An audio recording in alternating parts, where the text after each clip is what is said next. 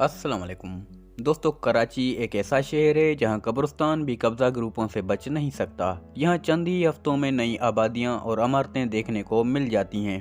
इस तेजी से बदलते शहर में नहीं बदली तो कराची की पारसी कॉलोनी, जहां हर दूसरा घर मकीनों की राह तक रहा है। इस जगह का नाम कातरक पारसी कॉलोनी है। यहाँ पुराने तर्ज के घर अब भी मौजूद हैं, मगर रहने वाला कोई इंसान नहीं है। पारसी कॉलोनी जिन्ना रोड और गार्डन के बीच दो गलियों पर मुश्तमिल इलाका है। यहाँ हर घर के सामने उधर रहने वालों के नाम की तख्ती लगी हुई है, मगर अब रहने वाला कोई नहीं है। घरों की तामीर यूरोपी तर्ज की लगती है। यहाँ मौजूद खुले रास्ते, खूबसूरत बागात और हसीन फुआरे इस बात का सबूत है कि यहाँ के रहने वाले हसीन तरीन ज़ौक़ के हामिल थे।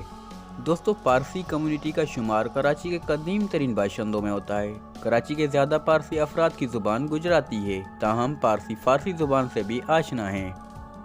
पारसी मज़हब के मुताबिक ज़मीन, पानी, हवा, सूरज और आग मुक़द्दस अनासिर हैं।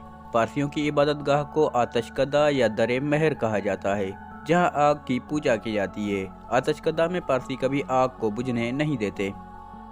ये वीरान पारसी कॉलोनी 1920 में पारसी खानदानों ने तामीर की थी। पारसी लोग अमन पसंद और कारोबारी लोग होते हैं, मगर ये जगह कराची के मशहूर मारूफ रोड जिन्ना रोड के पास थी, जहां आए रोज सियासी जलूस, एहतजाज और हंगामों की वजह से अमन पसंद पारसियों ने इस जगह को गैर महफूज समझा, जिसके सबब उन अफराद ने यहाँ से नकल मकानी करना ही बेहतर समझा। पारसियों की कॉलोनी होने की वजह से दूसरे लोग भी यहाँ आबाद नहीं हो सके, जिसकी वजह से इस कॉलोनी का हर दूसरा घर खाली और सुनसान है।